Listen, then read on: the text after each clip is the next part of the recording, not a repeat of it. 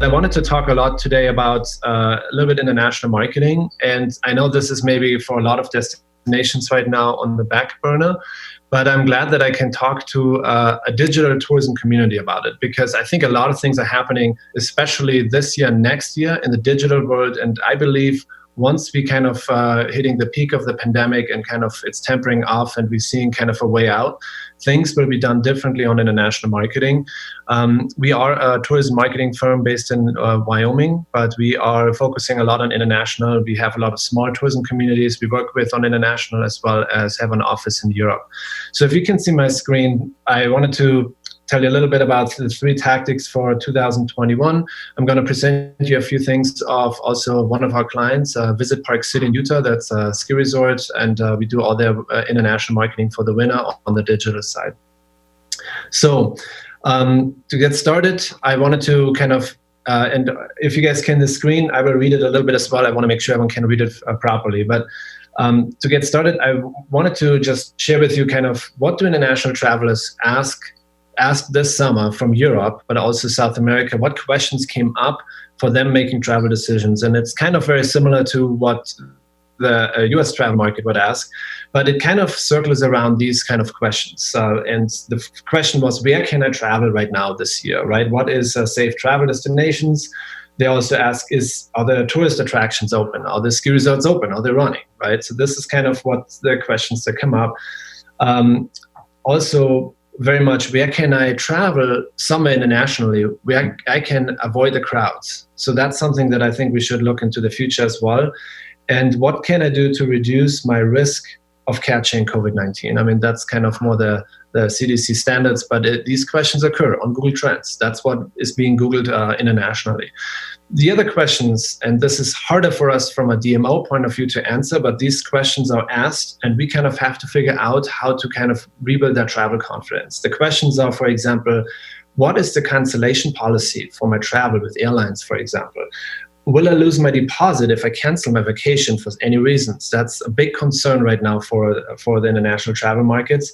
And then what happens if I'm quarantined, if I visit a destination, and if I get stuck and a second wave is coming?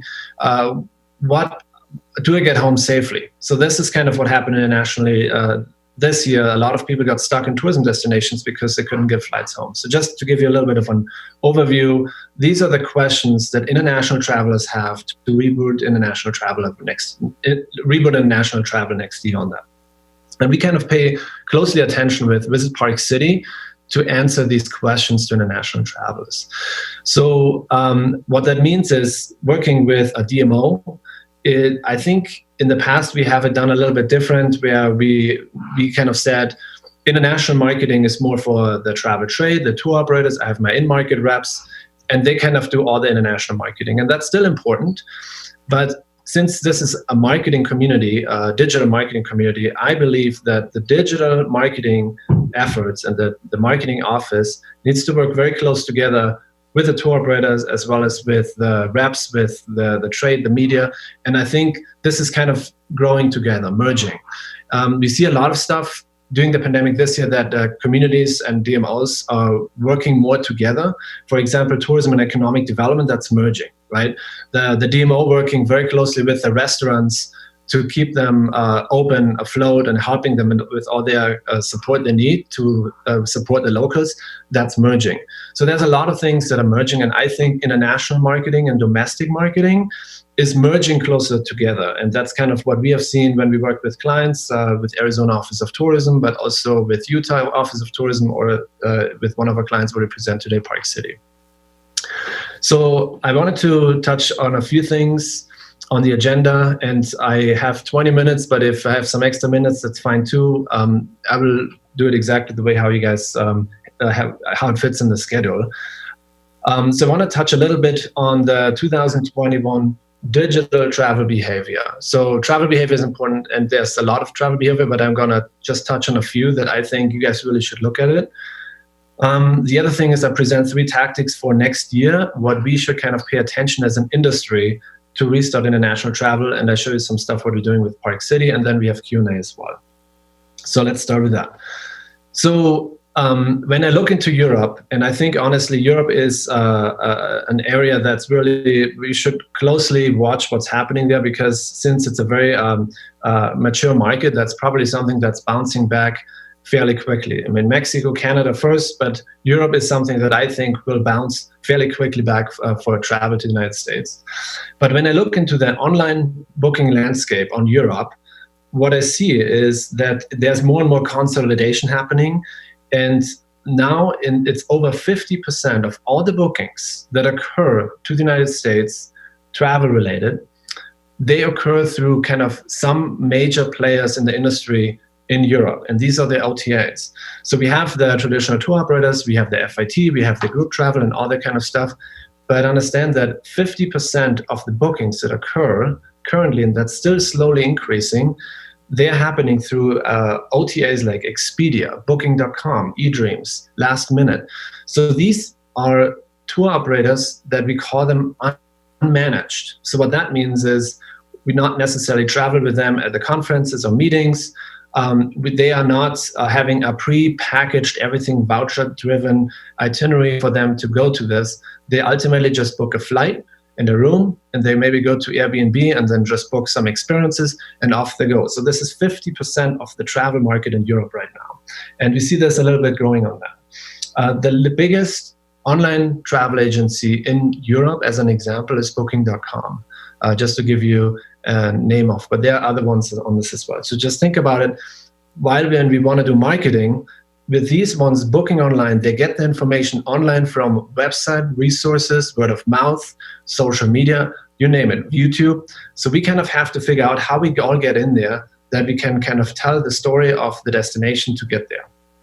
So the other thing is, we should really pay attention, especially during the pandemic, to visual, voice, and social. And I kind of categorize it: visual, most important, voice, also very important, fast growing, and then also social. So visual, for example, is when I look at this chart on this, the watching more shows and films on streaming devices this year has increased by 54%. 43%, the next one is what I'm paying attention to. It's the spending longer time on social media. So we have seen that social media has been growing, but it has really kind of dramatically increased this year because a lot of more people spend time at home.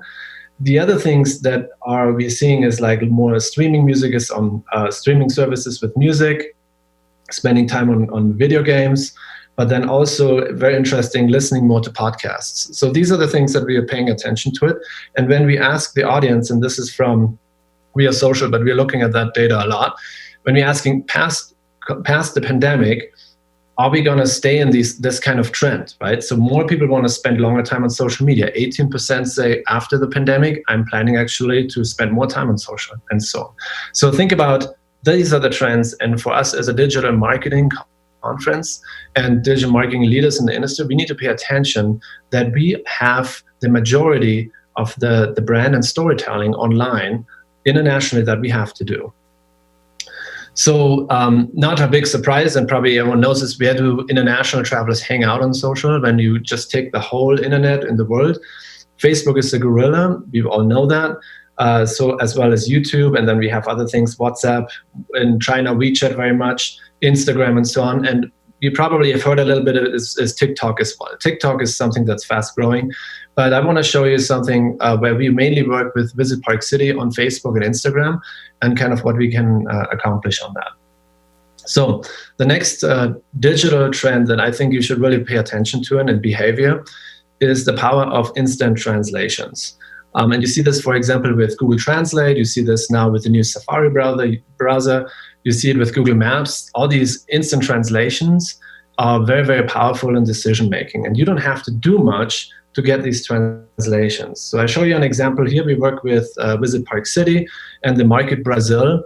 And we posted kind of a story and video with a landing page where the Brazilian market kind of wanted to connect with a destination, and we ran an ad about that post. And that is what you see on the photo. This photo doesn't even show skiing. That photo shows like this horse corral going up this slope. And we figured out with A/B testing that, for example, the market Brazil is not that much interested in skiing in general, but kind of the family experience. The family experience is what we see on that. So we did that post, and what you can do in the settings on your page on Facebook, and that's very important to understand, the user can say on Facebook, I want to see content in English or German or French or whatever the language they want to say. I speak these languages and I naturally see posts in these languages. If I'm just speaking one language and we have a post in English but they don't speak English, it will automatically translate that post. So there's a setting in your settings on Facebook where you say, show people who understand other languages automatic translations of your posts when they're available. So that's kind of really an important setting to do. And once you do that, and we kind of promote some posts in the market Brazil with Park City, you can show you some numbers. This is what's going to happen. So for example, here we did that post in their native language. We had a reach of 61,000 people in Brazil with that post. It was run as an ad. And ultimately the spending on we spent $175 for that specific ad set. We got 14,000 clicks to the landing page because of that, because it was native language, it was translated, and it was in that niche where they kind of exactly wanted to have that. And I'll show you some more examples on that later as well. So let's talk about the 3 tactics really quick. I wanted to come up with 3 tactics because I think you should maybe look into 2021, what you can as a digital marketer do a little bit different.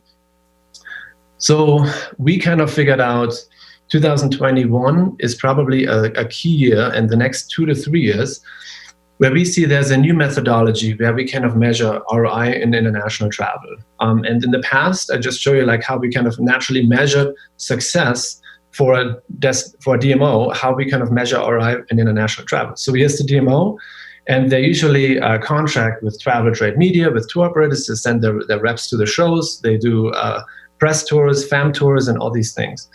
And each of these kind of niches, like the in-market reps, the tour operators, the journalists, they have their niche audience. They have a little audience that's either they're the adventurers or they're skiers, or they are kind of, they have the niche audience usually.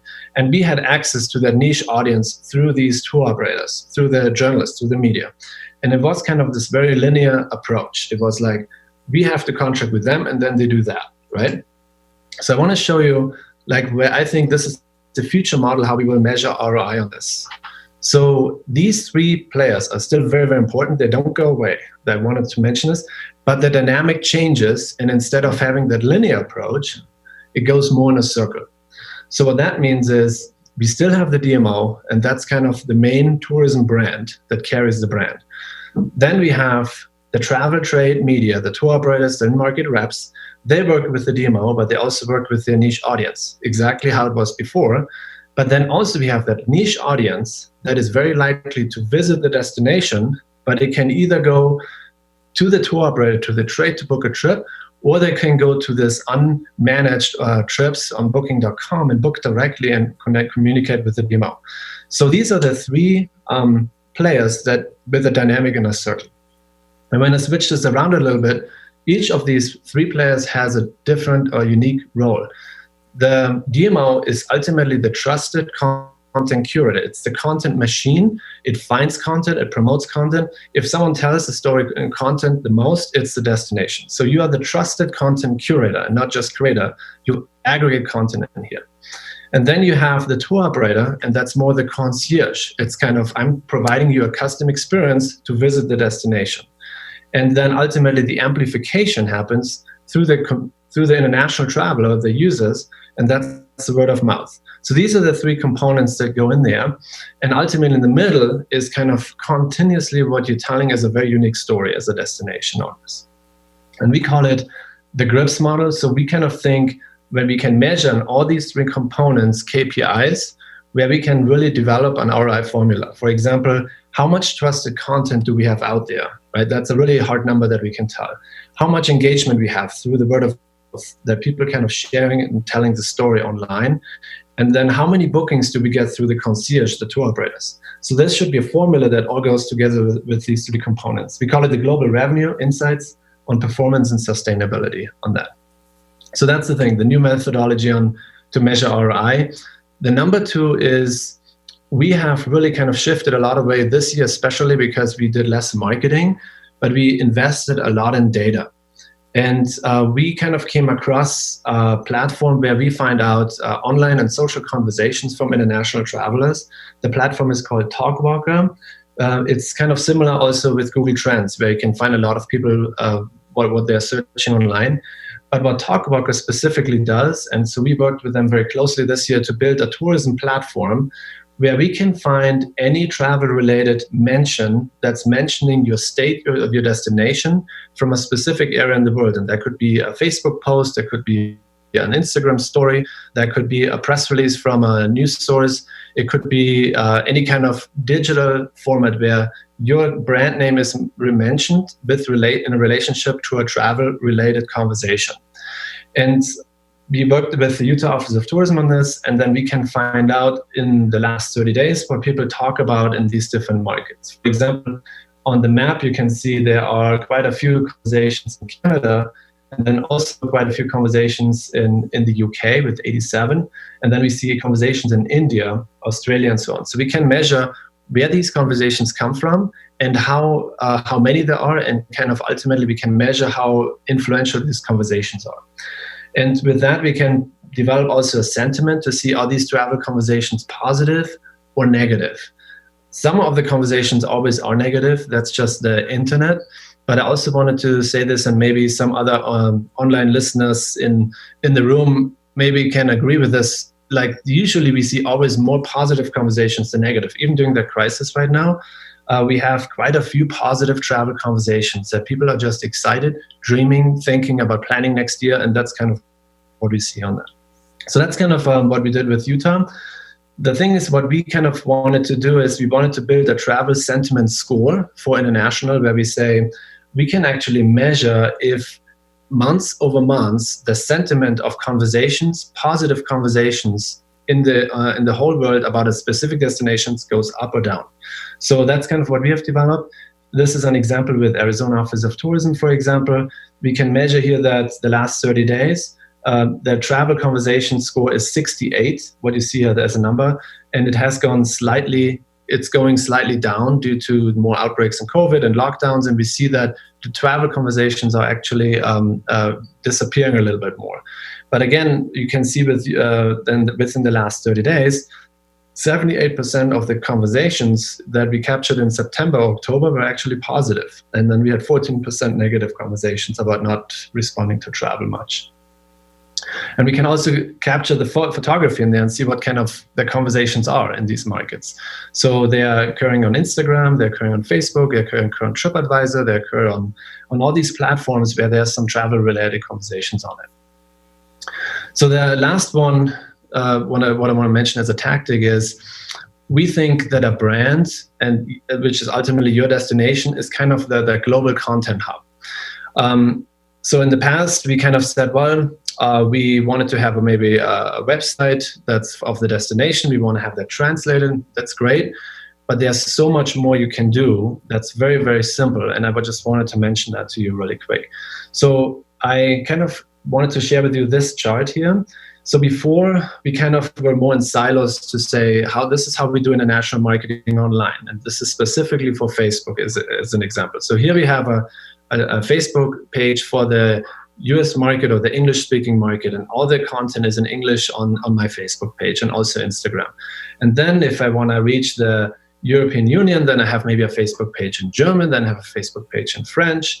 And if you go to Australia, you might have a different Facebook page because they have a different interest in the English-speaking one that I have for domestic.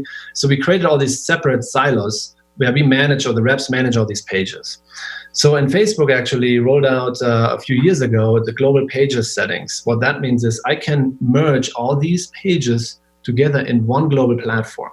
So what that means, you have just one page, but you can segment one specific audience out of it. That's, let's say, the German market, the Australian market, or the Brazilian market, and do specific content with these markets where no one else can see that except the Brazilian market. So it's kind of hidden on your domestic. It will not interfere with it. You just can target and communicate with the Brazilian market as an example. So I'll show you some examples on that. So with Park City as a global content hub, we have a lot of landing pages in these different languages. So we have that call out for international visitors. Here's kind of what you find in different languages. If you're from Australia, if you're from the UK, if you're from Mexico, Brazil, this is kind of the information you kind of find on the site. And then what we did, the first thing is what we did with Park City is we didn't know exactly how these international markets, which are very different, react to content. So we did naturally A/B testing. So we looked into what content was just very engaging with Mexico, then also with Australia, but also with Brazil.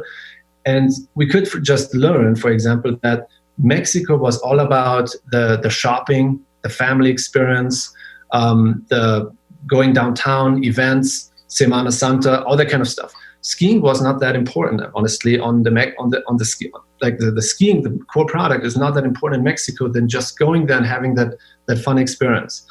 The other thing is, for example, with Market Australia, they're really hardcore skiers. They love to go skiing. So we kind of segmented here. It's all about skiing in Park City for doing the best jumps, the runs, and this is kind of the content there. Then for Brazil, for example, we figured out that they actually just wanted to enjoy the winter lifestyle. They want to go with friends, with families. They want to party. They want to have a good time, right? So that is kind of their market. So we found like these different niches, like every market responds differently to content. So we created these posts for Park City and ads, again, with these niches, just specific to them that no one else can see except that specific market. So that's kind of the first thing is we did on that. And then all we have focused on was, for example, with Mexico, the market, we were able to focus on that shopping experience. And then we always had a call to action as well with landing pages that are also in native languages. So we incorporated that, and then ultimately what we measure is, as a warm-up audience, we figure out, is that market interested? If they're interested, we show them more content in that specific market, for Mexico here example, but we ultimately want to lead them to that landing page. Once they're on the landing page, we know that we can install a pixel, we can retarget them and so on. But that's kind of what we have accomplished with the market Mexico. And again, the numbers will tell you the story. For example, this was one ad that we created about, again, not skiing, that we've learned. But if we show too much content about skiing, we're actually losing the audience, versus showing them about some other bucket list activities that really care about them. The shopping, the downtown, the restaurants. That's what we see is really kind of what is interesting to them. And then with that specific ad set, for example, we had a reach in Mexico last year, about 58,000 people that we have reached. The amount we spent, again, that ad set was $175. But again, like we had 15,000 clicks to that landing page. And the cost per click on this was 1 cent, which was one of our best we have accomplished.